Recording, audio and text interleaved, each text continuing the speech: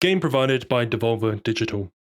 Player agency is something I really value in games. When a game lets you go where you want, do what you want, and interact how you want, it pulls you into a game with a much deeper, immersive experience. What happens when a game opens with one simple instruction to the player? Don't look outside.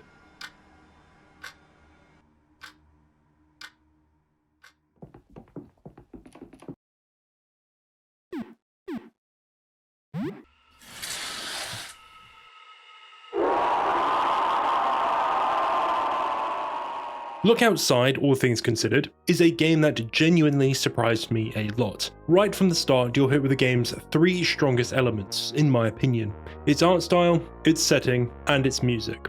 A lot of games these days feel the need to overcompensate with massive worlds and endless checklists just to sell the idea of fun to us.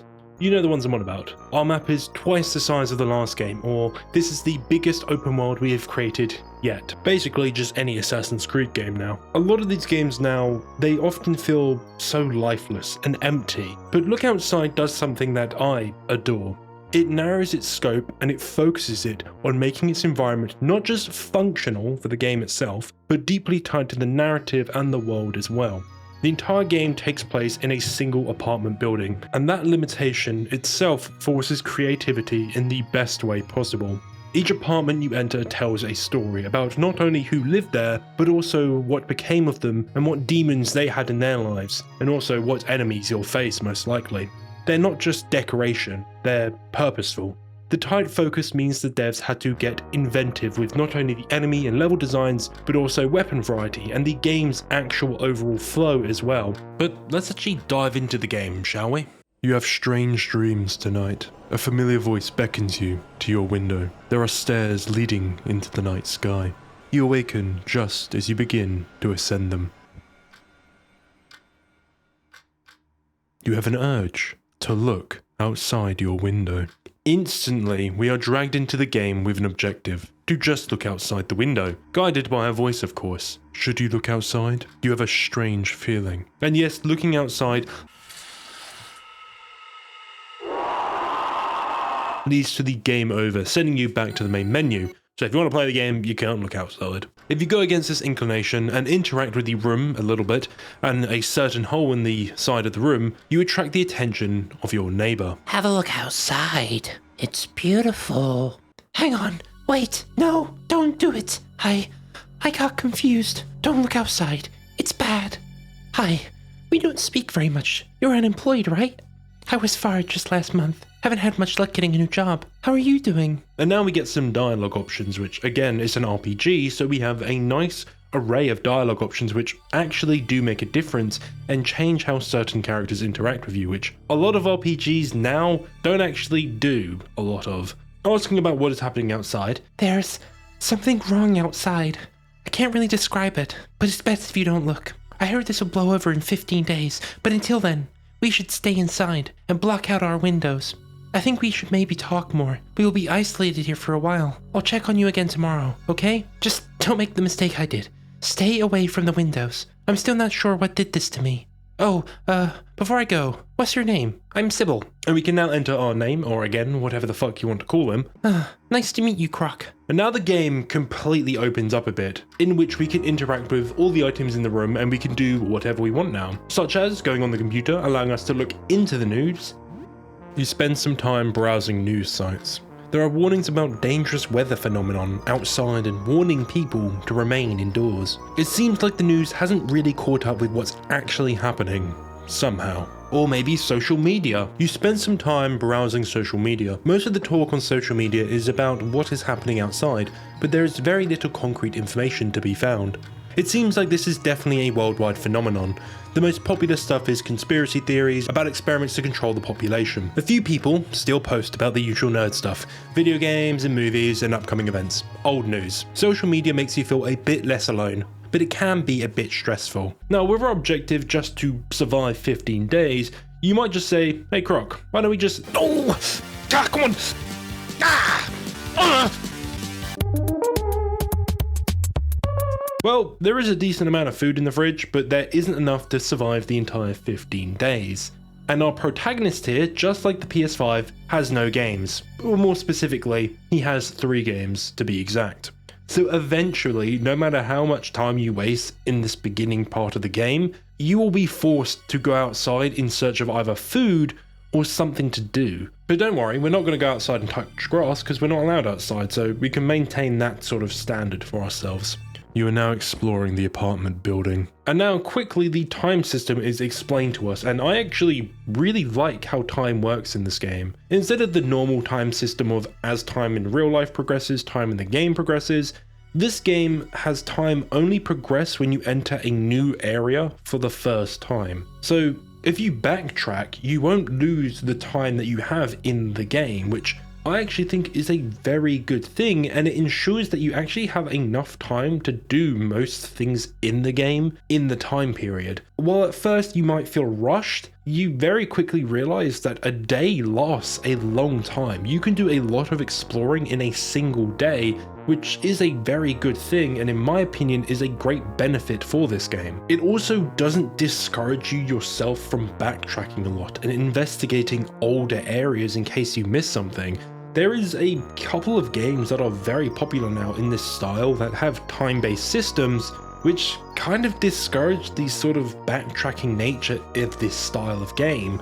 I'm not going to point any names or anything, but there is a very specific big game that almost everyone loves in this genre that has a problem with its time features because of how strict it is with its time. Look Outside takes that restriction away, and yes, it does lose that sort of horror element of being sort of pushed to do stuff even though you're scared, but I don't know, it kind of makes the game more fun and enjoyable to actually explore a lot more and actually sort of dig around and not feel like you have to do what you need to do now instead of just taking the game in for a bit. But following the blood trail, it leads us to a locked door, so obviously we now follow it the other way and we see a bunch of papers on the floor and a vending machine, and yes, it does work. You can find coins scattered about the building and you can insert them into the vending machines to get food, drinks, and whatever else you need. Of course, this is not the only location you can get food, but I love vending machines and they're always fun. But continuing on, we enter a room where the blood trail was leading us and we can find our very first weapon, the baseball bat. It ain't much, but it makes us feel a lot safer, and some coins as well which we can use in the vending machine. Following the trail, we now encounter our very first enemy of the game. One of your neighbours is here. You've seen him before, but you don't know his name. He looks wounded. What will you do? Are you hurt? Hurt? Yes, I'm hurt. Hurt. Want to see? Want to see? I saw it. Did you? Man clumsily conceals something behind his back. Blood trickles down his shirt. He's brandishing a knife. Give me that knife. Get your own. I need it. I will help you see. You just need a little help. The man's wounds bulge and throb as he staggers closer.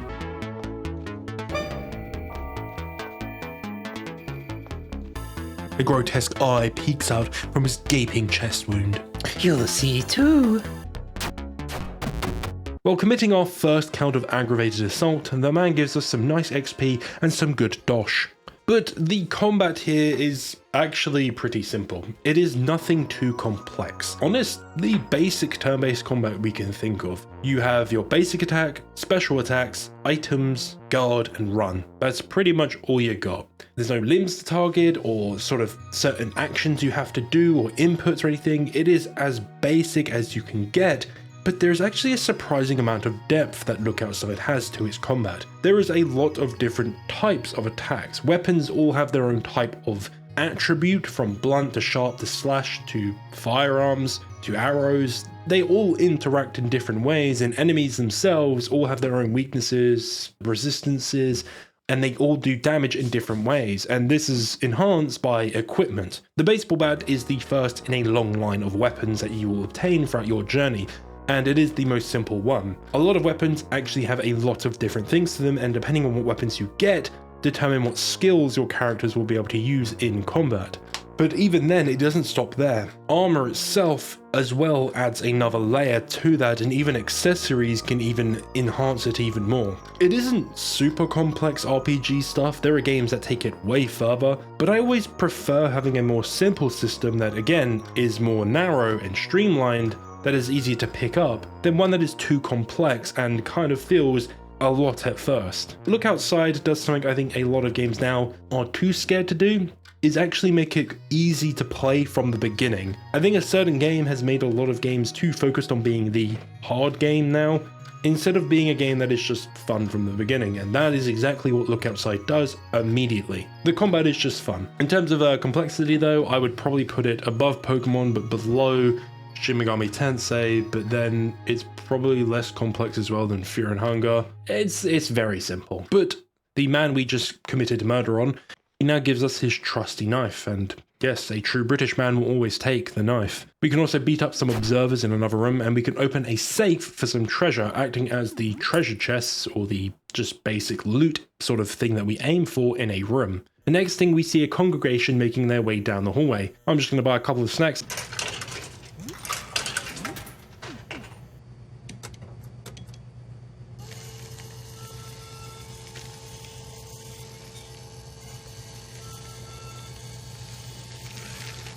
And we're going to head into Vincent's place, which a party was going on in here, how fun, and this place is labelled a dangerous place. Dangerous places act as the game's sort of dungeons, basically. Basically, each apartment is either a dungeon, a dangerous place, which has enemies and loot in it, or they act as some sort of NPC sort of location to go to. That's pretty much what an apartment room will be, either a dangerous place or for an NPC. That's it. It's simple and it's easy to get your head around, so each room could potentially be a dungeon, meaning no matter what room you go in, you're not quite sure what you're going to get yourself into.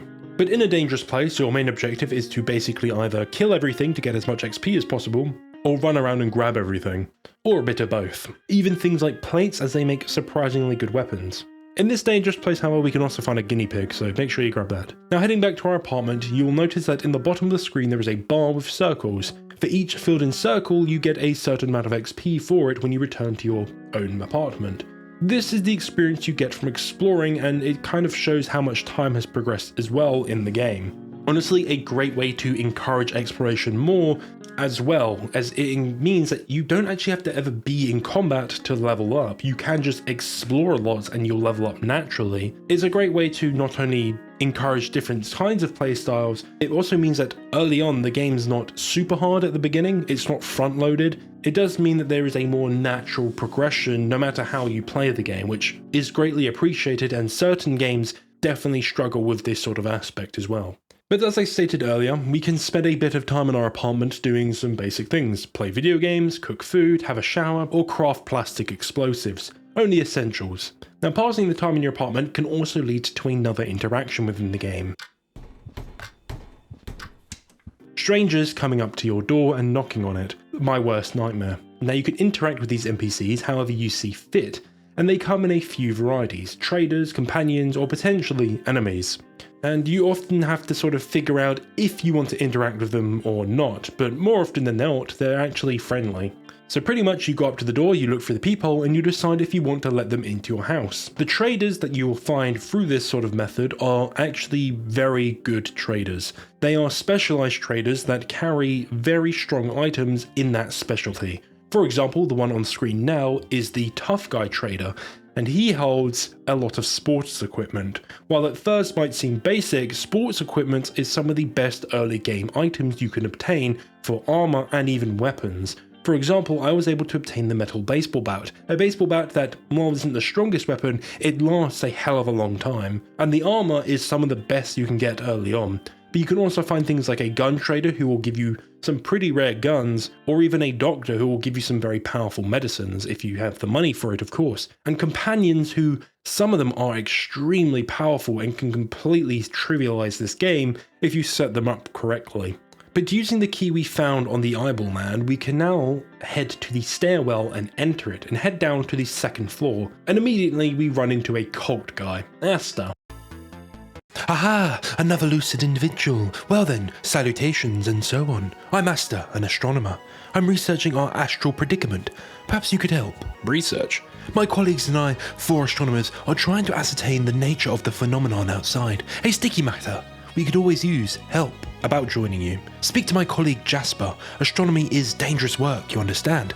Besides, we must ensure you meet our rigorous credentials. What is outside? It is an object passing through our solar system, an extraterrestrial phenomenon of sorts. Of this much, I am certain. Any more, I could not hazard to guess. We simply don't know yet. Looking at it, even indirectly, causes grave changes in living things. Even looking at a reflection warps a person. What's with the robes? Outside light seems to, well, burn away at living essence. The robes are a bit stuffy, but I'll not venture any risk. Have you looked outside? Oh, I wish I could. But I've seen the results. No, I shouldn't. About helping you? Right now we're gathering data. You know, the other night, I had the strangest dream. Normally I take no stock in hokum, but surely this is a sign. In my dream, there was a shimmering liquid pouring from a dark tube. It poured out and splashed onto the floor, falling through the cracks. I remember feeling like I had to scoop up the liquid to hold it and carry it with me, but nothing worked. It slipped through my fingers.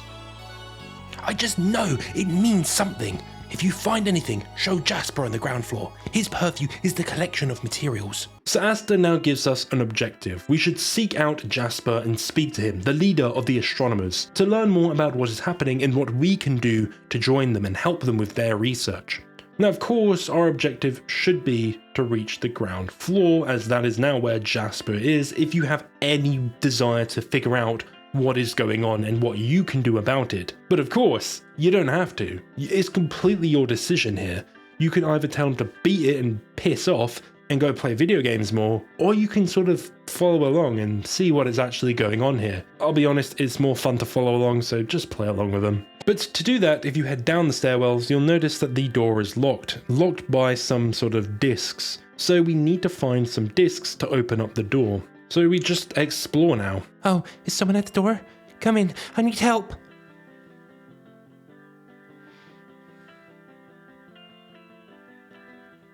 Hey, you're still normal? That's good. Listen, I left a full load of clothes in the laundromat on the ground floor. I'm not really capable of leaving right now. I think I might be sick. Can you just grab my clothes for me? I'll pay you $50 for it. Cool? What's happening to you? It's fine. It's just a bit weird. I'll be alright. Reaching the laundromat? Yeah, it might be difficult to reach the ground floor at the moment. Lyle, my neighbor, came from here. Told me there was a way down to floor 1 from his apartment. You should ask him. Well, again, we need to head to the ground floor. So even if you don't want to do it for the astronomers, you have someone who will pay you to go down there with money just to get their laundry. So it's useful. And at the end of this hallway, we can find a key. Well, that don't seem very friendly now, does it? And we obtain our first gun, the pistol. Now heading away from where we are being chased from, one of the doors that was previously locked will now be open and will now allow us to head down a floor into the first floor. And we can meet Lyle. Oh, hi. Sure, you can come in. How are you doing? Remember me? I'm Lyle. We were, together. We worked together at the convenience store.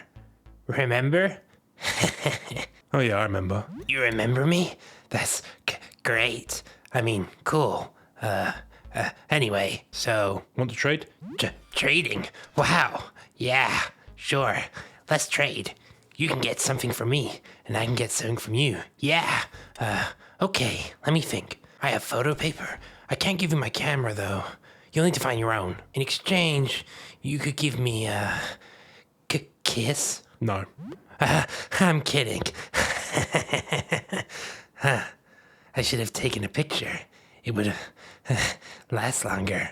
Oh, I got it. Just let me take your picture. Yeah, that's what I want. What do you think? I'd rather not. Oh, not feeling like it today? Okay, that's fine. Don't worry about it. But if you change your mind, you know where to find me. About the locked room. The room here. It's my dark room. It's where I develop film. You can't go in, though. I'm doing a big project, and it's a mess in there. Why are you hiding? I'm just, shy and very sensitive to light. Just like photo paper. He is a bit of an odd fella, isn't he? Now, the photo paper at first doesn't seem important at the beginning of the game, because what are you going to use photo paper for? but it is essential for a couple of the endings. So even items that don't seem important can influence the entire game's ending. I'm sure a certain item we picked up a minute ago won't be that. But leaving Lyle alone in his room, we can make our way through his bathroom, fight an eye cluster, and down to a new area. But before that, I headed quickly back to get all the XP I had saved up and hitting the hay. And now waking up in the next morning and heading outside, we can see one of the doors broken down with a new enemy outside of it, Clint. The teeth, they're spreading. I need to bite, grow the teeth on you. She was in her crib, out by the window when it happened. I have her smile, her beautiful smile. She bit me on the arm. Now I'm growing her teeth, her beautiful baby teeth. Now Clint tells us his baby bit him and caused him to grow teeth, where they shouldn't be. And entering his home, we hear crying and we can find the other members of his family all infected by the teeth. And this is one of Look Outside's greatest strengths, is how dynamic its world is day to day. Despite being, all things considered, a very simple looking RPG, its world changes a lot with its day system. It feels like the world's actually lived in and feels like things is actually going on that are out of your control. It feels like there is a world outside of this apartment building that we don't know about still. It's great and it feels just so much fun to explore even more. But let's look for Clint's family, shall we? Including Joel, who he's brushing his teeth. Oh, hey there. You the doctor for my little sister's teeth? I'm a doctor, yes. Okay, that's good. Dad's been talking about getting a doctor. Hang on, I'm brushing my teeth. What do you want? Your sister is sick? Yeah, my sister is sick. She bit me on the nose when I was playing with her. Oh no, are you okay? Yeah, I'm okay. I didn't even cry. But I caught what she got. And now brushing my teeth takes forever. Still brushing. Just a sec. Have a jaw. About your dad? Leave him? He looked to help when he said. I haven't seen him. Okay. Alright, that's the first 3 rows done. I'm halfway there. What do you want? About your mum? My sister bit her a lot. She's been spending a lot of time in her bedroom. The doorknob is broken though, it was always loose. Where is the doorknob? Oh, I have it with me. I was just in her room.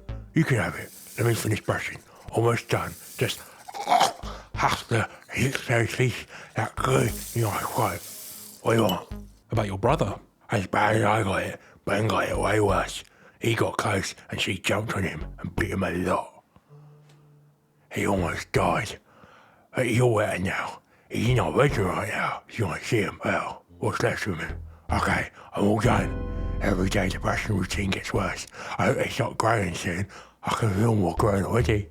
Yesterday, my mouth grew into my eye, so I lifted it. It felt funny. I think my other eye's about to go. I think the teeth, there, growing in my head. I can't think. I'm scared. Honey. Now with Joel, you can actually recruit him as his last words are Fuzzy, which is the name of a stuffed bear you can find in the house. But I shot him before I could give him the bear. In the next room we can find his little brother Joel mentioned, and yeah, he got bit quite a bit. But I quickly killed him to put him out of his misery, and we can see a certain monster down below. What a friendly looking guy. We can continue on and we can find the mother Madison as well. My baby's here. You're so beautiful. Come to Mama. Now, Madison obviously makes a good point about the baby. Where is the baby? We can hear it, but we can't see it. It's the thing down below us. It's this thing. It's hideous. Great design though, S tier. This is kind of the first boss of the area, which I actually kind of like. It's not too powerful. It's got a cool gimmick with the teeth, which I actually really like and I think it's really cool. And of course, it allows you to sort of get familiar with how to fight a boss character as well. They aren't overwhelmingly strong like some games have them. They're tough, but they're not super tough that it feels impossible to kill them. Now in this apartment, you can save 2 of the characters actually. You don't have to kill the 2 brothers. Joel, as I stated, you can recruit him to become a party member, and he's actually quite strong. He has a pretty good mechanic, as he has the teeth mechanic that the boss has, and you can also save the younger brother, but you just have to play army soldiers with him. The rest of the family, however, you either have to leave alone or you have to kill them. There is no other option. But as I stated earlier, this single room tells us a story. Whatever is outside turned the baby into what we saw now, and the baby started biting its family, turning them into whatever the teeth things are, and it left them with varying degrees of injury, with some of them being bit more than others, like the mother and the younger brother, but then Joel and the father Clint got off a bit better despite their issues now. But it also tells us a story about the other characters. The father tried to look for help, but he lost it outside as he was looking for help, as the teeth was too much for him to bear, and the mother also became insane as she lost her baby. Yeah, it's kind of extreme, and the game is kind of like that. Each apartment itself tells a story about a mental problem that people have, in my eyes. This one is about the mental struggle of having a family for parents. While the kids seem fine, the parents see it as too much. They often feel overworked and they don't feel like they can sort of live with it anymore. As I stated, the two younger boys, they seem fine all things considered as you talk to them. The younger one just wants to play, and Joel seems fine all things considered. With the two parents, they've lost it. The responsibility and everything that is on them, they couldn't take it anymore and they lost it. It's a great message about how parenting can be one of the hardest things in the world for a lot of people. So I wonder what all the other apartments are going to tell with their stories. Now, before heading out, we can also encounter the Shadow, a funny fellow who he messes with you a bit, and you can either be nice to him and become friends with him, or attack him and choose to basically remove him from your life. But in this playthrough, I decided to have no enemies, so I did not attack him. Just ignore the first family I shot in cold blood. So we head down to floor 2 now, and what's this? A new shop, Eugene's shop. Well, I don't mind if I do, and yes, we have a full-on item shop here, which actually is a really good item shop. I feel like I'm going to keep saying this. Eugene is the basic main trader that almost every game has. He has basically any item that you will need at any point in time. He has ammo, weapons, crafting items, healing items, armor. Anything you need, he's got it.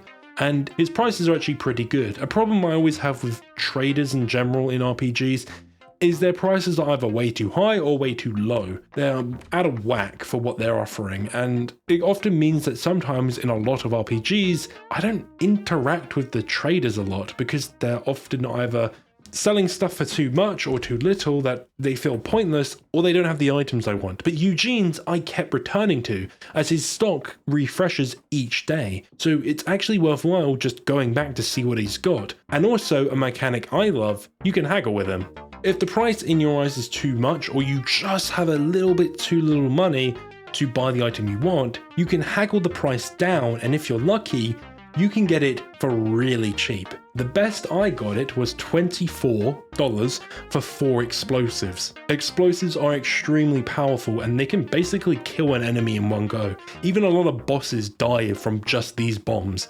So getting 4 of them for that little price was insane, and of course, it seems to be sort of a coin flip system where you haggle and it flips a coin probably, and if you get heads or tails or whatever it calls it on, the price lowers, and you can do it as many times as you want. But as soon as you fail once, you will not drop the price for anything anymore for the rest of the day. So you have to choose what you want to haggle on pretty tactically. But even if you can't haggle stuff, it's still a great shop. I think everything is priced pretty reasonably, and nothing feels too expensive or too cheap. Every item in this game is useful. Even the basic items like vinegar can be crafted into some of the most powerful items in the game. And I just think it's a great way to encourage the player to experiment more with items by using this shop more effectively. But heading back to Lyle's place now, and through the doorway in his bathroom and down the stairs, we can come to a pipe with blood dripping out of it, and interacting with it, someone's in it somehow. Oh, is someone here? I can't see very well. A feminine voice echoes from the dripping pipe. Hello? Hi, hello. Oh, how I'm glad to speak to someone normal. You're the second normal guy I've heard in days. Everyone else was either a monster or crazy. So I'm in a bit of a tight spot, as you can see. My name is Rafta. Are you stuck? Not entirely. I'm still slowly inching along, but it's very slow, and I've been feeling weird, like I'm being squeezed out of a toothpaste tube. I can see the light at the end of the tunnel, but I'm not sure I'm going to like what comes out the other end. Promise me you won't judge if I come out as a blob or meat paste, right? How did you end up like this? I'm not entirely sure. I think I fell asleep stargazing out my window. That was a few days ago. When I woke up, everything felt wrong. I was still in my bedroom, but it looked different. I thought I was having a nightmare. The windows were gone, my door was gone too, replaced by a dark tunnel. It was wide enough to walk inside, so I went in. It narrowed more and more as it went on. At one point I could only crawl on all fours. Then I got on my belly. It got tighter and tighter. Come out. Well, maybe I mean. There was a guy before you, Nestor. He was kinda cute. Could you find me some stationery and a pen? I'd like to write him something. I don't have a lot of room in here, but I'll manage. I gotta go. Okay, see you later. Well, this seems to be the average cave diver experience, I guess, but they ask us to give them some paper and a pen so they can write a letter for someone. Again, another side quest we can follow through on. But heading through the door, we can now enter the first floor, and the first floor is good fun, because its layout doesn't make a lick of sense. The layout loops on itself. If you keep going in one direction, it loops back. If you keep going up or down, it loops back. But basically what the layout is 4 different rows of rooms that you can sort of get between by moving up and down, and if you move left or right, you go in them rows, in and out of them. And of course you can escape by going to the fire exit and through the stairwell again. While at first it's confusing, you'll very quickly learn how to manipulate it and navigate it properly, and you just got to be careful of the Rat King running around, who is another boss, and top tier design. I actually love it. S tier. Heading into one room, however, we find a lost letter for a Jasper. A discarded letter addressed to Jasper. It's dated to about 3 months ago. I destroyed the negatives. They were too dangerous. I know you said you wanted a picture, but it's a bad idea. I only glanced at the projection for an instant, and am now plagued with migraines. It seems that even an indirect observation carries deleterious consequences. If word got out, images would spread like wildfire and cause untold damage. I believe stopping all of our activities is the only safe course of action. If I have half a mind to destroy my telescope and blank discs too. Get rid of all my notes. We should just forget we ever found this. I'll just lock it all away for now. I don't want to get anywhere near this. Your worried friend Edwin, apartment 31. Now reaching the stairwell, you find that the ground floor and basement are completely locked off, with disc objects being needed, so our search now has us looking for more kinds of discs. But first I went and looked in the funny plant room, and I'm guessing whoever lived here really liked plants quite a bit. But running around a bit more, we can find another one of the astronomers, Aurelius. Don't attack. I'm lucid. I'm Aurelius, an astronomer studying the visitor. I wasn't causing any trouble, just looking for a peculiar painting. Maybe you're familiar with my colleagues. What is the visitor? We don't know. A stellar object that emits some terrible, unknown radiation. That's our best guess at the moment. Somehow it warps utterly anyone unfortunate enough to observe it. We have no rational explanation for that. Have you looked outside? Oh, of course not. I've seen what looking upon the visitor can do to people. I want none of it, but I am curious. A painting? To observe the phenomenon directly drives one mad, but indirect observations, yes. If we're careful, we can study records and observations made of the visitor. A terrible painting hidden away somewhere in the dark. It came to me in a vision. As long as it remains in the dark, one is safe, but to expose it to the light will bring calamity to us all. If you find such a painting, keep it covered, but bring it to Jasper on the ground floor.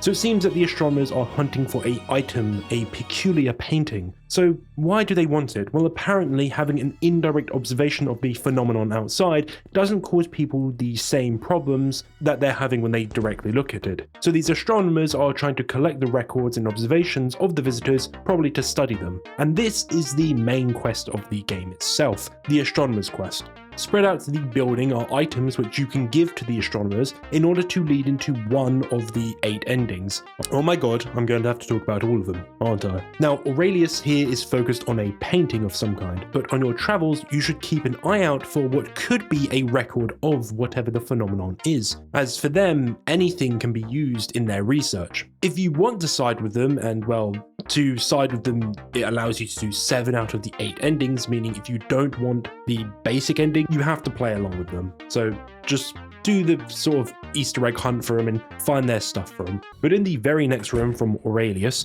you will find a painter who painted a rather odd picture. Oh, hi, sorry, I need help. I feel like I'm going mad. This is going to sound crazy, I know, but ever since I made that painting, my life has been turned upside down. My paintings have come to life. I made a series of portraits, but escaped their canvases. Some are prowling about in my home, and a few others escaped out into the hall. They are plotting something. I know they are. I can hear their thoughts in my head. It's driving me insane. Here are my keys. You should have access to most of my home with these. Just be careful if you visit my workshop at the back. The lights are off for good reason, as a cursed painting is in there somewhere. My mind, I'm... About the portraits? How did this start? Where is the painting? I don't know. My memory seems all wrong, but I know that that painting I made has something to do with it. Everything went wrong after I finished it. I painted these portraits, and they all came to life. Some of them got paintbrushes, and it made even more paintings. There are 9 of them in total. My mind, I'm... Did you look outside? Not since this started, but I did look outside a few days before. It's when I made that painting. Something about the sky that night felt compelling. It was just a painting of the sky? Yes, a painting of the evening sky. Nothing more. At least that's what I thought. But later that day, looking at it again, something wasn't right. I was having a coffee with my friend Fabrice and asked him to take a look. What did Fabrice say? I still don't know. When Fabrice looked at it, he made this horrible noise. He looked horrified. I looked back at the painting, but I still don't see it. As I stared at the painting, I heard Fabrice run out the door. He sounded howling mad, snarling like a beast. I haven't seen him since. My mind, I'm... About the portraits. You have to believe me, I can hear their thoughts. They want to take over. They want to take my place, replace me. I know one of them is looking at me right now. I see myself out of its eyes. It's hiding in my fridge. Go see for yourself, but be careful. He's dangerous. So Frederick here painted a painting which came alive and then painted another painting which then that came alive and so on and so forth, with 9 paintings on the loose. Frederick states that his painting was just of the sky, but his friend Fabrice didn't seem to like it very much, with him screaming at it. So potentially this is one of our offerings, as it could potentially be a painting of the phenomenon itself that we could give to the astronomers. With Frederick telling us that one of his imposters are in the fridge, we can have a look in the fridge and we meet Frederick again. I heard everything. I heard everything. He is lying. A liar. Don't believe a word. He just wants to be the last. Don't trust him. Trust me instead. Hee hee. Trust me. Hee hee. What do you want? What do you want? Are you the original? Yes. Look. I'm the real one. Look at me. Have you seen my ring? That's the real Fred ring. It has a red gem on it. Red. His ring is wrong. Wrong color. And, look at me. I'm the real one. That's a whole Fred. What do you think? You believe Fred, right? Got an awful lot of legs for a Fred. No, this is normal for Fred. Around here, we use this to walk around. With no legs, we fall on the ground like worm, yes? You know this. We all know this. You're being a silly boy. Apologize now for the mocking. You're not buying it. I'm not the real Fred. Got too many bits. Fraudulent Fred. Sorry for lying. But, what if you kill other Freds anyway for me? I'm not the real Fred, but if other Freds are gone, I can be the real Fred then, the final Fred. Fake it till you make it, is what Fred always said. I'm a better Fred, new and improved. What, will you do it? Kill the other Freds for me, please? I won't do it. Fine. Then you won't be getting the prize. Too bad for you. The prize was very good. What do you want? What happened? There was a painting I made that is bad to look at. I started painting my face, but it's hard. I don't remember right. And then the face comes out the painting, and starts painting too. And now there's a bunch of Freds. And then big headache comes. The voices. It's very bad. I run into fridge to get them to stop. Then you come in and help me, and become my best friend. That's the whole thing. Goodbye. Okay, well, it seems these Freds aren't as well attuned as the other Fred, and the main issue you will have now is figuring out which Fred is the real Fred. As do we truly trust the first Fred we met, and maybe there is other Freds who are not as disturbing looking as this Fred. The next Fred is the Closet Fred. Don't hurt me, please. Did one of them hire you to find me? You're working for them, aren't you? I know they're plotting to kill me. They all want to kill each other. It's only a matter of time before one of them gets to me. I can't trust you. I can't. I'm sorry. I know it's unfair, but if you're here, it must be because one of them sent you. I think. Still, I can't trust you. I'm sorry. Are you the real Frederick? I don't know. I would like to think that I am the original. These other Fredericks, they're nothing like the real Frederick. But on the other hand, I remember being painted. I remember painting me, painting the others, and being painted. How did it feel to paint yourself? I remember I was painting out of fear, I think. I think that maybe I was thinking about that cursed painting. Cursed painting. I might resemble it in some way. I don't like to think about that. Can you come out? Okay, let me think. What's with those scary-looking weapons? You don't need those to talk to me, right? Can you put them away, please? No, I'm sorry. I just feel so vulnerable out there. Maybe I can get you something. Get me something? That would be nice. Maybe a can of cola. I'd like that. I don't have a can of cola, sorry. That's fine. What happened to it? I painted the sky. At first I thought it was pretty, but something was wrong. Something subtle. Every time I try to remember, I begin shaking. There was something so horrible hiding in plain sight.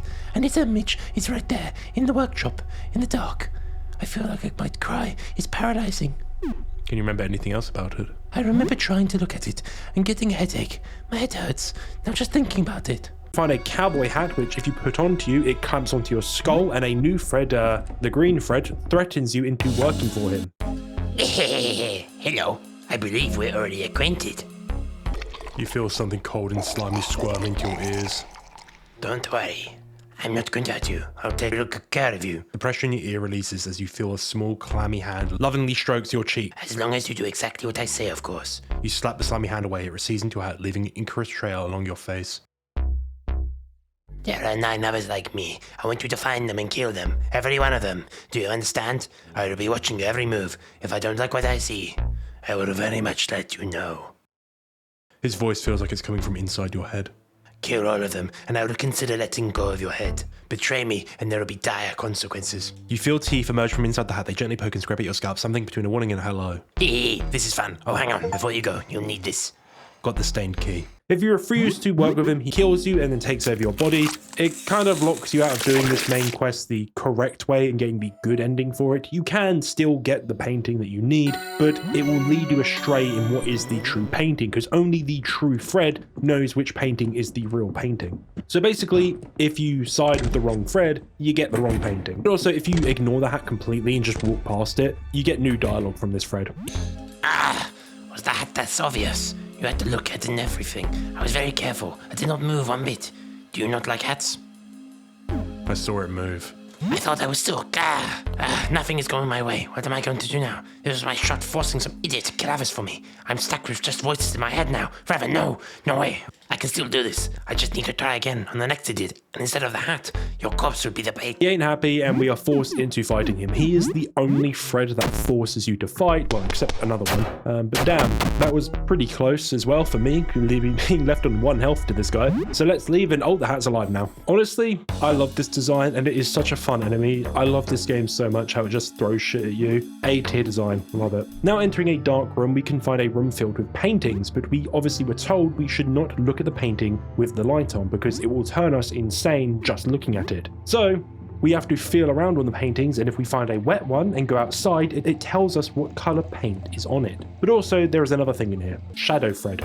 He just attacks us, so just kill him. But the painting we are searching for is within this room specifically, as the first Fred we met did state that the painting was left in the dark room. So now we just need to figure out what color the painting actually is. And also I don't think the Shadow Fred is the real Fred. The next Fred is actually quite hard to kill. I'm sorry, I might hurt you if you stay close. I can't help it. I can't help it. This happens on its own. It's frustrating. I really wish I could stop. So, what do you want to talk about? Sorry again. I feel like I'm Frederick, but I don't know if I'm the original. I'd like to think I could live a normal life. Do you think I could? The next room is Godfred. Yeah, I don't think that's the real Fred. But who is the real Fred? Well, the only Fred that will help us with that question is the Fred in the bathroom. This Fred only answers questions either yes or no in a garbled manner, but you can figure out what he says depending on those letters, obviously.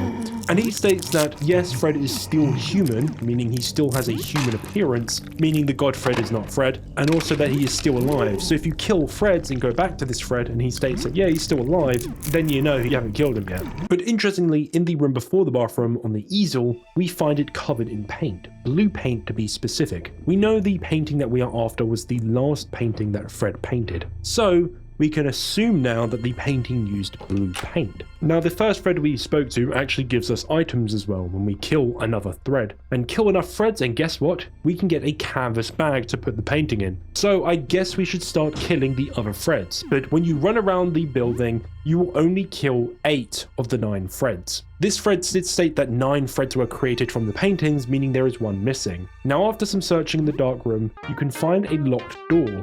Killing all the paintlings in the area, you'll obtain a key now, which allows you to unlock this door. And inside you'll find a 9th thread, the faceless thread. Now while you might think, just kill him and be done with this, the thread has something interesting on him. We know that Fred actually looked at the phenomenon outside, so we can assume that his appearance did change in some way. And also, this Fred is covered in blue paint. The same colour paint that was used on the easel, the same paint used on that painting we're after. The Fred before, in the first room, has no paint on him, and he looks a bit too normal for someone who looked at the phenomenon which has turned people into these complete abominations. So if you're picking up what I'm putting down, if you go back to the first Fred and attack him, he turns into not what we thought he was. Each attack or amount of damage you do to him, his disguise starts to sort of fall away and he becomes just this paint monster. Attacking this Fred obviously unveils his true form, and if you attack him before you kill the other Freds, the boss fight is significantly harder as well. Honestly though, the whole Fred puzzle and the designs of all of them, S tier. I love this entire puzzle and it is so much fun. It is a genuine highlight for the game and is when I truly did fall in love with this game a lot. But with this Fred killed, we now obtain a face from the Fred, which we can now give back to the faceless Fred, and he is indeed the original Fred. And he reveals that yes, he did paint a painting and he did use blue paint on it. But other than that, that is this area completed now. We can now go into the dark room and we can basically feel about until we find a painting with blue paint, as only one of them has blue paint, and that is the painting we're after.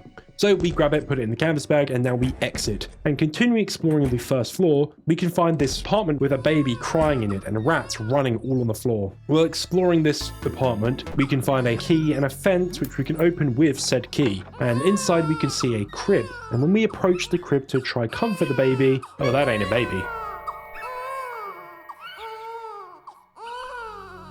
And we are given some options, and yes, I immediately wanted to keep him, but the game for some reason forces you not to because of how disgusting he is. I mean, he ain't that bad, I've seen more disgusting things in my life.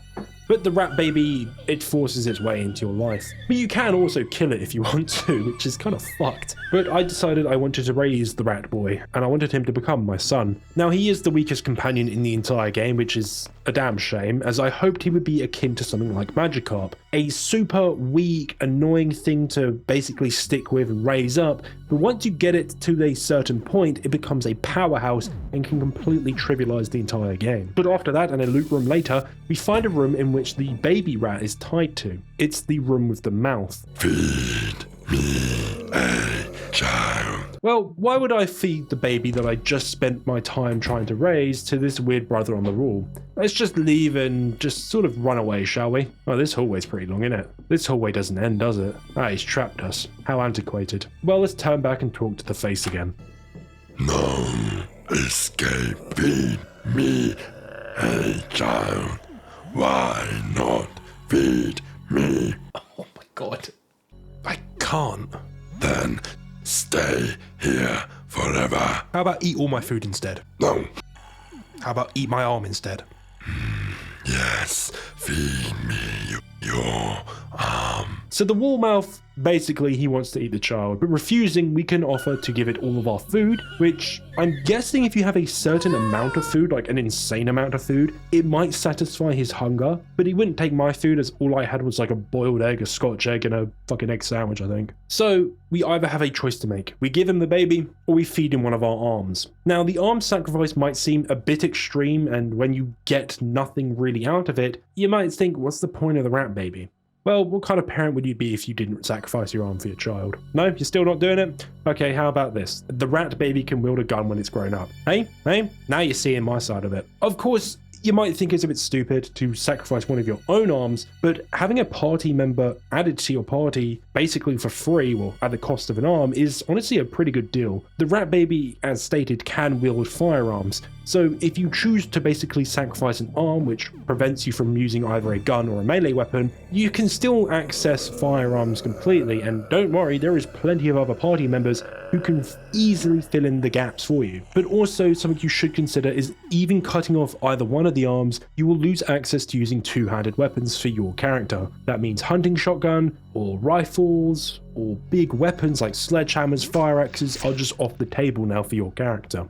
So I cut off my right arm and I lost the ability to use melee weapons. Why? Well, the pistol was actually carrying me this entire time and was extremely strong. I was kind of doing a gun and sort of throwable sort of run where I was just using bombs and acid flasks. A true British weapon, I know, acid. But I wanted to also keep the baby because I just wanted to, and I thought it might have been a good party member. It wasn't, and I didn't use it in the end. But with him being saved and the loss of an arm, we can now return to our apartment and we can now name the baby whatever you want. And you can now raise your child by playing with it, caring for it, talking to it, or feeding it blood. Yeah.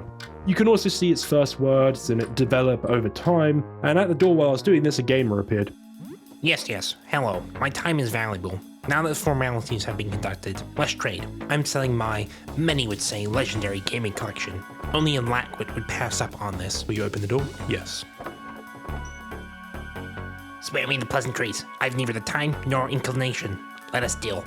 After playing games for a couple of hours, a rather frightening figure also appeared at my door, and Helen now becomes my first party member, and she's actually really strong. She might actually be maybe the second best party member in my eyes. Now, having party members allow for dialogue while you're in your apartment, sort of more interactions after you do certain actions, after you cook, or you play with a rat, or you just talk to them in general. It's honestly kind of fun to see how all the party members interact with each other as you keep accumulating more and more. So it is worthwhile ensuring that you get as many as possible. But going out adventuring, we find a room with a lot of taxidermy creatures in it. And one seems to keep moving when we aren't looking at it. And using this head, we get a skin room. What on earth is this guy's issue? Well, I'm guessing he had a passion for hunting and Frankensteining the animals he hunted together. But the armor, the patchwork armor, is actually honestly really good, giving 100% bleed resistance with a full set on. So even if armor doesn't have the super high defense that you're after, it can still be extremely useful against certain enemies and certain bosses who inflict certain ailments. There are a couple bosses in this game who do inflict bleed, so getting this armor can completely trivialize them entirely. Now returning to floor 1 though, I opened a door with a disc to obtain the Mars disc, which now having the Earth disc from the mouth in the wall, which is why you have to feed it your arm or the baby, and the Mars disc, we can now access the ground floor. And on this floor, we can get the most important item in the game, coffee. Nice. Now entering each bathroom, the women's seems a bit messy, and the men's is even worse somehow. But in the men's, we can find the best character in the game, Papy Noir. Awful, terrible, what a world. I was musing to myself, I have a lot on my mind. Oh, you snuck up on me. I was musing to myself, I have a lot on my mind. I've seen you before. Call me Papignon, resident custodial engineer. I'm afraid I may be the last of the maintenance staff remaining. We're facing a worst case scenario, a Class K janitorial disaster. I'm quite overwhelmed. Now, Papignon gives us our next main objective, to reach the basement by obtaining the key to the basement from the landlord, Mr. Henderson, the one we haven't been paying our rent to the entire time because we're unemployed. So Papignon joins our journey. Also in the toilet we can find Nesta, the guy the pipe had a crush on, and you can basically, if you have the letter, give it to him, but he probably won't go with you. Continuing on. Well, I guess it was running late then, weren't it? But heading quickly backwards, we can enter the laundromat and we can retrieve Jean's laundry, which is a big worm creature.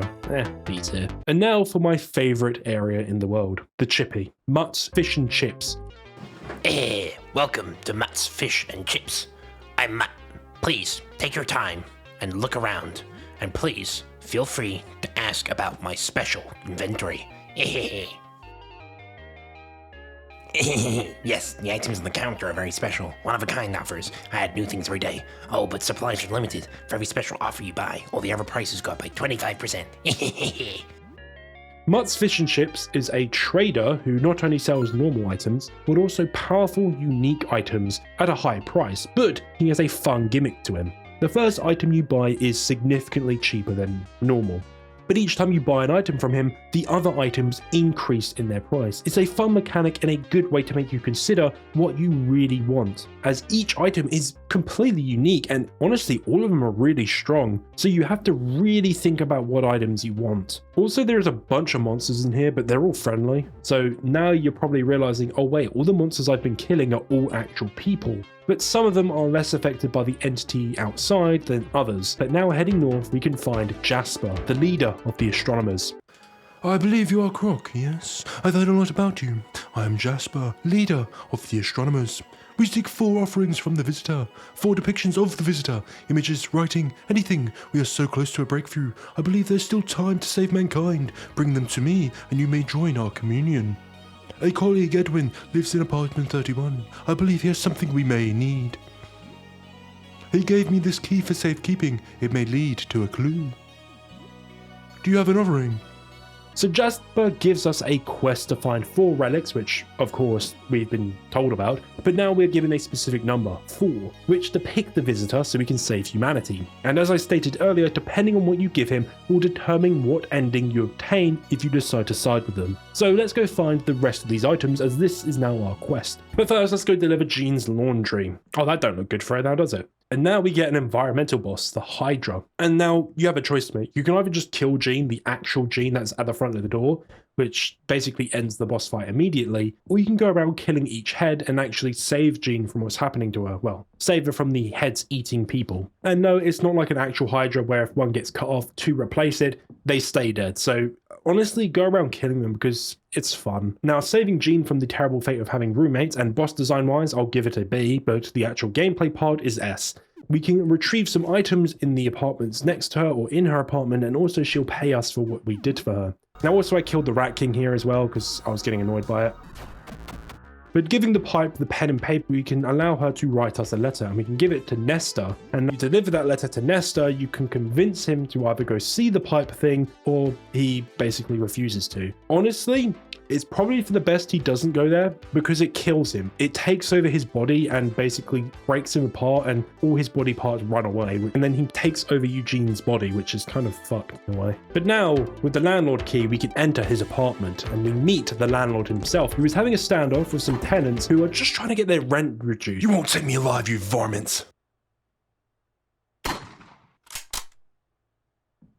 But as we enter a room to find his medicine, he disappears. And now we enter the next big dungeon. By going through the top door, we have to pay our rent, of course, and it's a fucking war zone. The further you go in, the more damaged and warlike the apartment gets, with soldiers running amok, mortars, mines, grenades, and just everything everywhere. There's even a fucking tank. With the help of a scout though, we can find hidden caches, which is mainly money in this apartment, but we are focused on reaching the end, which has us pay quite a large amount of money, but don't worry, the area has a lot of money hidden about, just so we can get to the end and obtain some items, mainly a disc, and also kill the landlord because he's a boss in this area. He is the tank because he was on a wheelchair. I actually really like this design, but not as much as like the Rat King, so A tier. Pretty cool design, and this entire area is really fun.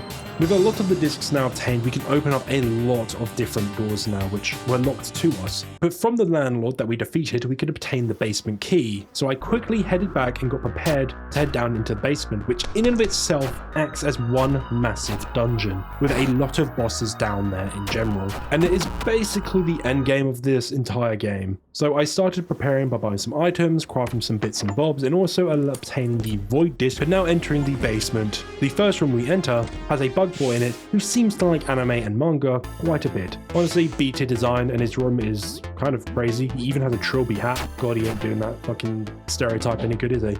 But exploring further, we reach the sewers, and this area has the furnace boss, which is fun, but a bit underwhelming. Basically, you got all these tube-like things that you need to go around and kill the ticks off of them to allow the furnace to start up again. And once the furnace starts up again, you can then fight it as a boss. And it is one of the harder bosses in the game. It has a lot of party-wide attacks, which is kind of annoying, but you don't get anything for killing it, and it isn't really tied to a quest, so it's kind of underwhelming. I was really hoping that you get like a really strong item from it. You don't. A pretty cool design though, honestly, S tier.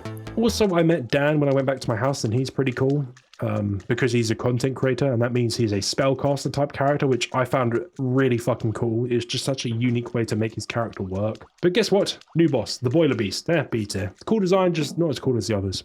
But in the sewers as well, we can find a refugee camp with an old woman who gives us soup. How nice of her. But we can also find the final astronomer, Beryl. But just left of Beryl, we can find the parking garage, and there is a couple of car-themed bosses in this area, and I like the theme overall. All these bosses, honestly, S tier, especially the police car and the hell car one. They're really fun. But a man is hanging, being dragged down by this large worm monster. Hey, over here, help! Papignon knows this man, so we now have to try save him, but unfortunately he ends up getting eaten by the monster, so we just kill the monster anyway and retrieve his keys, which are the janitor keys, allowing us into the janitor cupboards. Honestly, there's not a lot actually in these janitor cupboards. There's a couple of useful items, but nothing really worth going out of your way for. But now heading south of the refugee camp, we can find mushrooms and a couple of friendly faces being taken over by the fungi that Papignon knows. We can find another party member, Philippe, a moth friend. Honestly, S tier, I love moths. You free the moth creature from the fungus.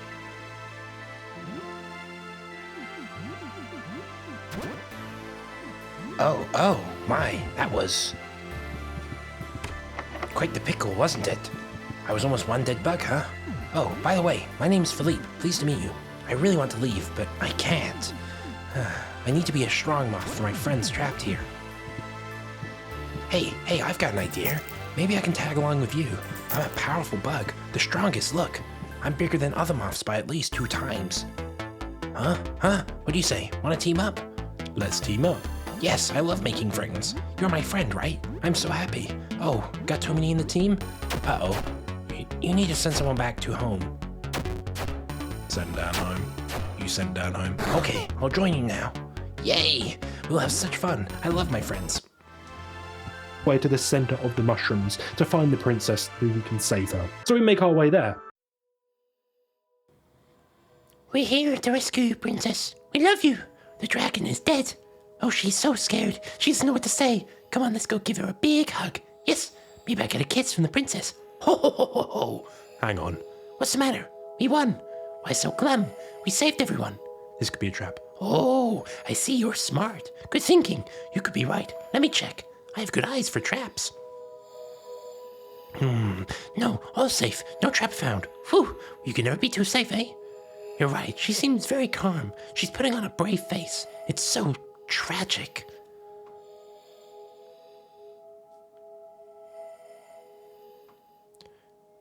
You gotta relax. It's all over. Time for the reward. Come on, let's help her leave. Stay back. You're gonna wimp out at the last minute like that? Really? Wow, where is this? You're not much of a hero, are you? I'm a bit disappointed. Wow, where is that coming from? I feel like I've been pretty patient, but you need to be pushed forward every step. It's frustrating. You rescued me, but now I feel like I'm the one taking charge. You're acting suspicious. I'm growing disillusioned about someone I thought was a hero. That's all. You're one of them, aren't you? Oh, you're affable when people praise you, but as soon as you get a bit of criticism, then everyone's a secret shape-shifting fungus abomination out to get you, huh? I see how it is. No, you are definitely one of them. Scribbly figured us out. You're too deep in our lair to get out anyway. You're as good as dead. Be honest, did you buy it at all? Did I push you too far? I need criticism if I want to improve. Huh? That's great. I thought you had caught on. No, you idiot. I don't even have a name. I'm a mushroom. This was all an act. Philippe was never real. Don't worry, Phil. I don't believe his lies. Wow, I really got into your head, huh? You're my only friend, Philippe. I'll find a way. What? This is a bit sad. You collect what remains of your friend Philippe, a disgusted and rotten lump, tears roll down your cheek. You'll find a way. It's so unfair. You must bring him back. Yes, Philippe was just a pawn of the Spore Queen, or is Philippe actually in there somewhere? So we can basically convince ourselves that Philippe was always a friend all along and he was taken over by the Spores, and we basically take his remains once we defeat him, and we continue our journey trying to find a way to revive him. But in this area as well, another key item that we need to get is a recording of the phenomenon outside, and we can find that in the CCTV room. And this boss, the security guard, I like him, S tier. Once again, defeating him, we can find an empty VHS tape which allows us to record the CCTV feed of what is outside. Now you can actually change it to a different feed, so make sure you don't do this if you want to actually obtain the, I guess, true ending or the perfect ritual ending. With this obtained, we now head out to the next item in our quest for the astronomers. First, we collect that photo paper from Lyle, which allows us to capture an image of the visitor itself by using the negative disc in the projector to burn it into the paper now. Giving it back to Lyle, we head straight over to find the typewriter. S-tier character, again, insanely cool design, to obtain a manuscript, a retelling of his time observing the visitor, or one of his other manuscripts, which could confuse you if you don't know which one to grab, because there's 3 of them in total. But now we have 4 key items for the astronomers: the recording, the photo, the painting, and the manuscript. And at this point now, we can now obtain one of the endings if you want to side with the astronomers. So I guess without further ado, let's go over all 8 of the endings. My god, there's a lot of them. And I'll try to explain them a bit and sort of their meaning. So let's start with the basic one, of course, the one which you get by just not going with the astronomers and just lasting for 15 days, in which the visitor leaves Earth and we are left in a world that is changed entirely. This is it. 15 days have passed. Is it really over?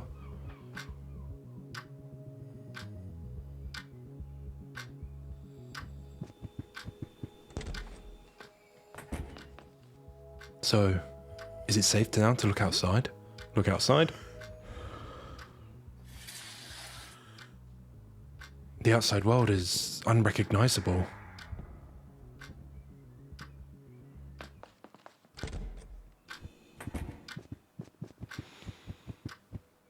So that's it then. Time to leave and see what the outside is like? Let's go. Over the course of 15 days, the world as you know it ended. The cataclysm is over, but the nightmare is only beginning. The true death toll can never be known, but more than 2/3 of humanity is wiped out in half a month. Of the few that remain, most are transformed into in grotesque ways. Those known as the Cursed are so heavily warped as to no longer be recognizable as human.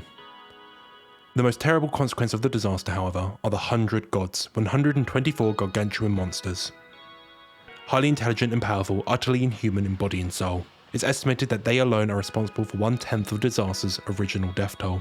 Some believe them to be humans who won the cursed lottery, gaining powers many orders of magnitude above the others. Others think they are alien overlords left behind by the cataclysm. The 100 gods are the tyrants of the new world, and their follower cults become the closest thing to government. Rebuilding a semblance of society under the Iron Fist rule of the 100 gods is slow. Some of the cursed are lucky, retaining portions of their human sanity, but are plagued with terrible after effects. Depression, paranoia, and psychosis are common. Their integration into society is a challenge. Medicine is now in very short supply and often has unexpected results on their strange new bodies. Nobody ever truly understands what happened. There are so many mysteries and the new world is overwhelming. Few have the energy to look back. Though one mystery in particular still eats at you. Many completely vanished on the final night of the disaster. Your neighbour Sybil was among them. The door to her home was left open. An enormous hole marks the outer wall, as if something reached down from the sky and plucked her away. What really became of her? The end. So the fear you had into not investigating what the visitor was has led you to not getting any good answers around what the cause of everything was. Also, society has fallen and now hundreds of godlike monsters roam the earth, destroying anything in their path, keeping people down with an iron fist. I mean, has the world changed that much with all these hundreds of big gods, which could just be sort of shoo-ins for big companies slowly destroying our world and our own spirit? Nah, I'm only kidding. Or am I? Now this is, of course, as I stated, is the only ending that is not part of the astronomers, so if you chose to kill them or ignore them or just not side with them, you are locked into this ending. Or a death ending where you just die. So let's go over the astronomer endings now. First of all, you have the failed ritual ending, in which you give the astronomers 4 incorrect items. So the wrong painting, the wrong recording, the wrong photo, and the wrong manuscript. Your body convulses violently as your head splits. Your limbs bifurcate and stretch in every direction. Your mind splinters into something beyond human understanding. You've become a living fractal. The end. Failed ritual. This is a pretty simple one. You wanted answers, but you didn't take the prerequisites to see the visitor, leading to your mind breaking and you dying. Next is the flawed ritual ending, in which you give some of the correct items, but at least one wrong item. You run from the roof, leaving behind the twisted abominations that used to be the astronomers. The ritual was a complete fiasco. It went so very wrong. Was that your fault? You got at least some of it right. This might be your fault. Your heart pounds in your throat. You stagger back to your apartment. Your friends look horrified. Ah, you're covered in blood. Right, yeah. You rush to the bathroom to wash your face. You're seeing double. You feel cold. Your heart races. Intense nausea. Is this a heart attack? Maybe shock. It must be shock. You're in shock. Of course you are. Everyone's dead. Everything's gone. It's all over. The ritual thing was a dud. The people who knew the most about this thing are all gone, or have lost their minds. But at least you're unharmed.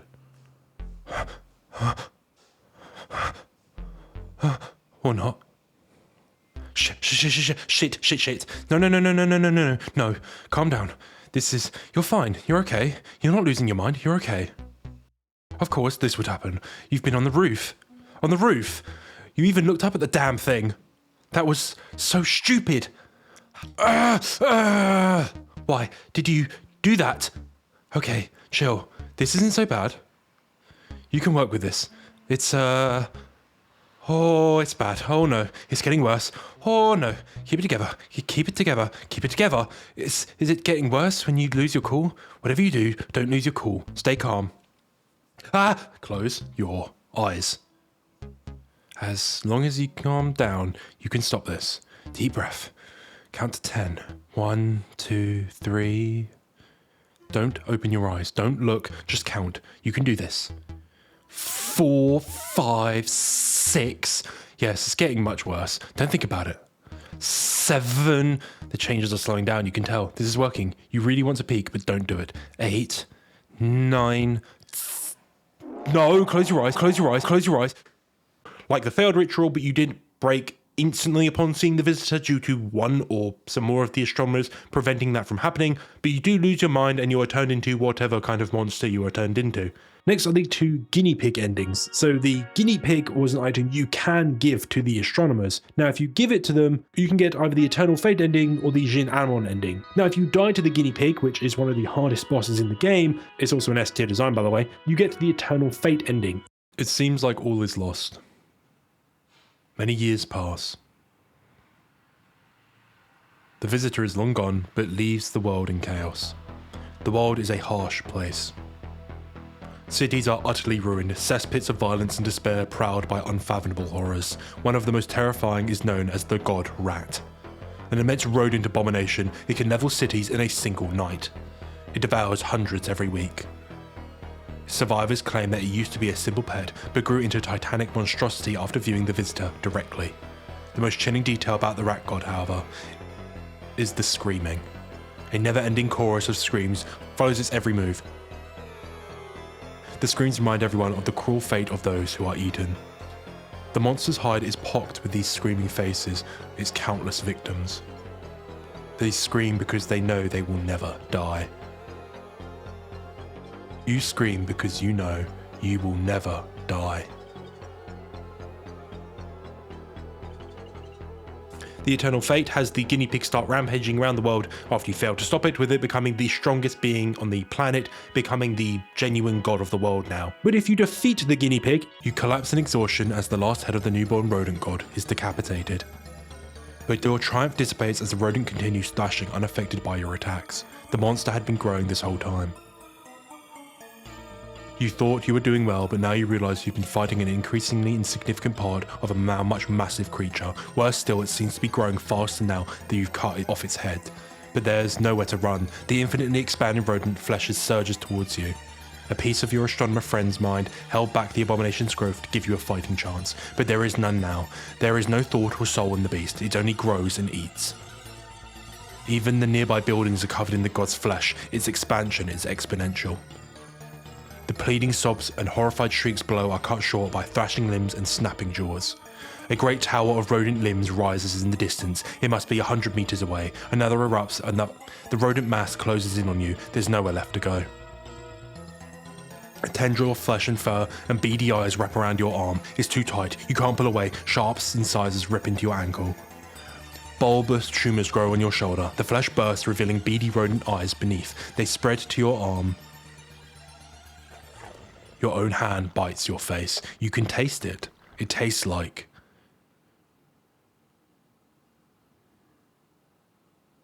You feel a renewed urge to gnaw on something, but there is nothing to gnaw.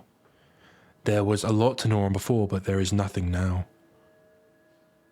There was the moon, but despite the half-remembered stories, it was only a rock, so you let it go, for now.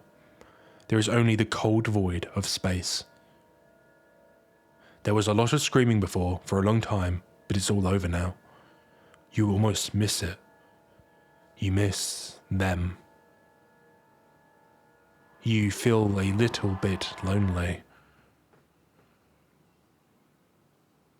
You become their guinea pig god, merging with it completely and completely annihilating the human race, ending the world entirely as we know it. It is the worst ending in the game, in my opinion. And now you have the correct ritual endings, in which you do the whole ritual, and then for the first ending, the Screaming Sky ending, you have to run away from the Exalted 4 boss, or die to it, also an S tier boss design, and you get the Screaming Sky ending. Over the course of 15 days, the world as you knew it ended. The true death toll can never be known, but 90% of humanity is wiped out in half a month. The angelic abomination that the 4 astronomers became are responsible for the vast majority of the death toll. They fly through the sky screaming, leaving death and chaos in their wake. Their victims are What remains of humanity is utterly powerless against them. They rule over the earth unopposed.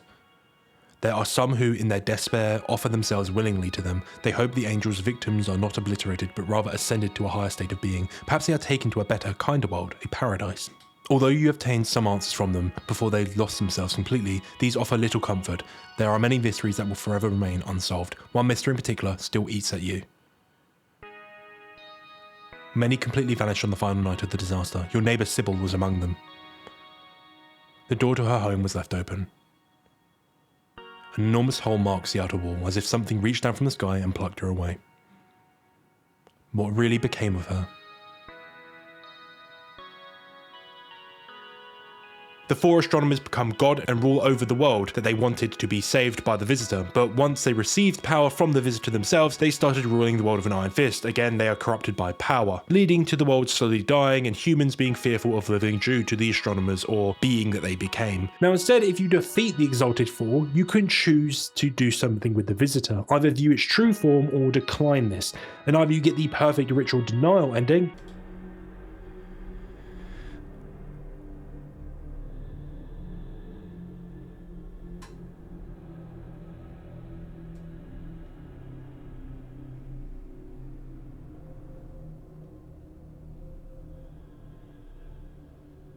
What is this?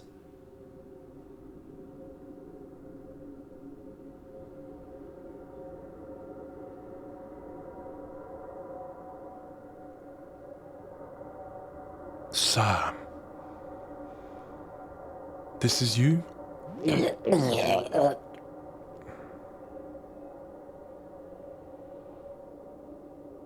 Sam.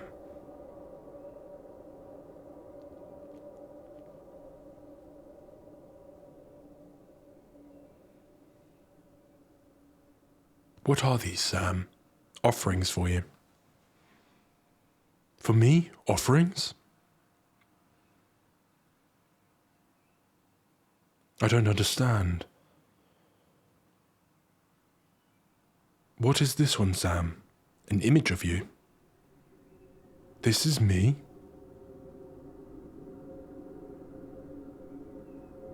And these? Also me? Yes, recordings of you. And this, is this me as well? It describes you. About me, I don't understand. We want to communicate with you. You communicate with me? And are we different, Sam? We are different. Yes, I understand now. You are you, I am I. We are separate. You are many, I am one. You've heard many of us. I am hurting you. I understand. I feel something new. I am sorry. Should I go somewhere else? We are dying. Yes, I need to go. You are not safe with me. I should go. I haven't seen anything like you. I have not thought before. This is also new. I should go. Thank you, friend. Friend, yes. I will not forget you. I will think about this for a long time. Before I go, do you want to see me? I see you now. You do not. I'll just say, this is not me. This is only an image of me. I can show you the real me. Will you look? Seems like a bad idea. Maybe it is too much for you. Goodbye, Sam. You spend more time in the visitor's awesome presence until finally departs. You are unsure how much time has passed. Seconds, minutes, hours, days. As you drift back down to Earth, you feel as though you've been in a daze. You slowly realise just how much your interaction with the visitor has changed you. Suspended in the void as you were, you had no idea that you'd grown to such an immense size. You gradually become aware of the dozens, no hundreds of enormous new limbs stretching in all directions. Fear begins to set in. Every limb branches into dozens more, then branch again into long, flexible fingers. The fear turns into panic. There is too much happening all at once. Every enormous fingertip pulses with strange new senses like 1,000 little antennae. You feel their skin ripple like water. There is movement under the surface.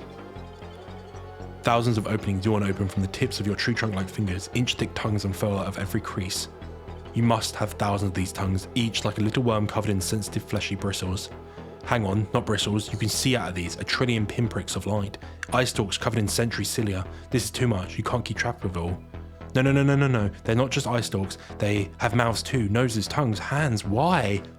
Your mind is a tiny ship in the middle of an unfathomable ocean, your sails battered by tempests of sensations. You take a deep breath, inhaling from a cluster of holes where your face used to be, out of habit you suppose. A deafening whistle erupts from all around you as you exhale through 8 billion spiracles dotting your colossal form. You feel as though the entire world heard you exhale. You take another breath, and another. The storm has abated somehow. Miraculously, the ship It will take a very long time for you to get used to this grotesque new body, but at least now your sanity remains miraculously intact. The truth death toll can never be known, but nearly 1/4 of humanity is wiped out. You use your considerable new power to help your fellow humans however you can. You become quite adept at performing hundreds of tasks at once. Others hesitate to trust such a grotesque creature at first, but your reliable help quickly extinguishes their misgivings. Rescuing hundreds from collapsing ruins and helping in reconstruction, you become a beacon of hope in this strange new world. Every day your form grows, despite not needing any sustenance, and you quickly put your new gargantuan limbs to work. Within a few years you become known as the Protector of Earth. With your new tectonic body having spread over the entire world, you have a hand in reconstruction of almost every city on the globe. City governors petition you to grow in their direction to help in their repairs, and you receive dozens of honorary citizenships. Some part of your body is always attending some kind of ceremony somewhere, cutting a ribbon with novelty pair of giant scissors. You also have a very different perspective on the world now that you are everywhere. Your limbs become as common. Thousands have one-sided conversations with some part of you every day, talking to the clump of Sam limbs in the backyard, confiding in you like you were an old friend. You hand out handshakes or hugs when needed, but mostly just listen. The earth feels small, its people feel familiar. The way you embrace it with your countless limbs, it almost feels like you are holding it in your hand. As different as you become from them, these are your people, your friends, and you will do anything for them. It only takes a few years for the world to fully recover from its encounter with the visitor. And you did not do everything yourself, but you are certainly a big help. The Great Cataclysm even seems to have brought the world together. There is a lot to grieve, but there is also hope for a better future. You are surrounded by friends, it feels good. You are very happy. The end. You don't see the visitor, but you become a godlike being and keep growing, enveloping the world, but you retain your sanity, and your form became a force of good. You become probably a good god.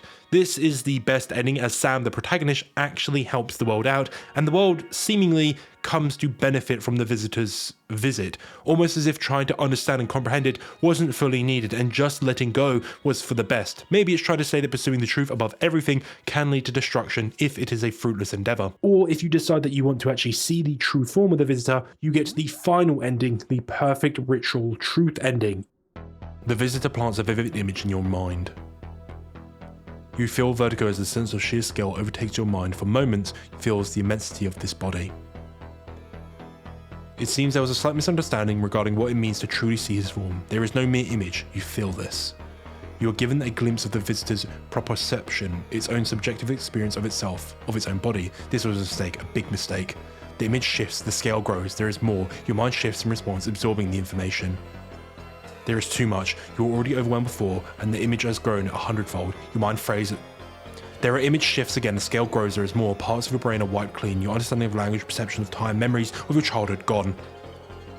Devoured by the ever-expanding idea that was planted there. Their image shifts again, the scale grows, there is more. Most of your brain has been repurposed to experience it. Your mind still drinks, it cannot stop, no matter how full. The image shifts again, the scale grows, there is more. The visitor's image screams in your ear, fills your nose, blinds your eyes. Every nerve of your body feels it. The image shifts again, the scale grows, there is more. Every engram melts all the visitor's revelations. Synapses form and reform to accommodate overwhelming knowledge. Less than 1/100th of a second has passed. Your brain cells implode, their molecules reforming into something new and unfathomable.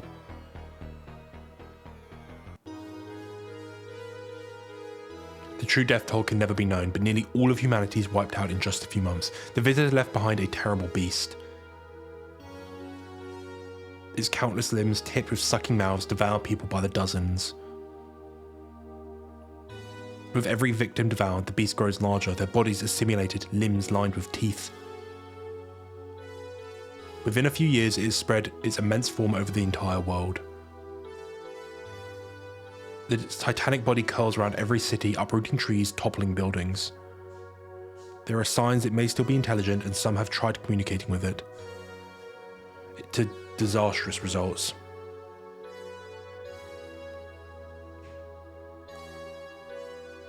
Soon, its moors become as common as trees. No one is safe, it will find you and eat you, repurpose you. The creature has the entire world in its grasp. It chokes the life from civilization, and soon it is all gone.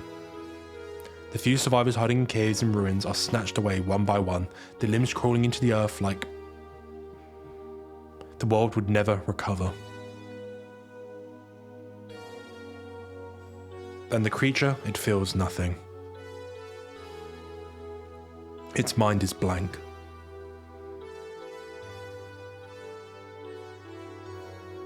Sam sees the visitor's true form and goes insane, but he becomes the same creature from the last ending, but without his sanity. He just does what an animal does, consume and overtake. Not as bad as the guinea pig, but still pretty bad all things considered, and it is one of the worst endings in the game.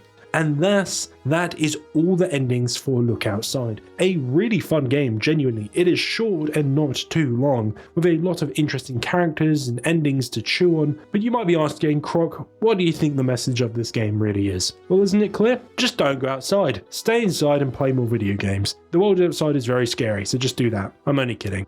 The way I see it, trying to understand every little thing in life is a losing battle. Whether it's the eldritch forces beyond our comprehension, the man upstairs, your neighbours, your friends, or even yourself, some things just aren't meant to be fully understood and comprehended. That constant need to make sense of everything, it can weigh you down, it feeds anxiety, sparks overthinking, and fills you with fear about futures you cannot predict. But here's the truth, the unknown is a part of life itself, and the unknown is scary, yes, but it's also unavoidable.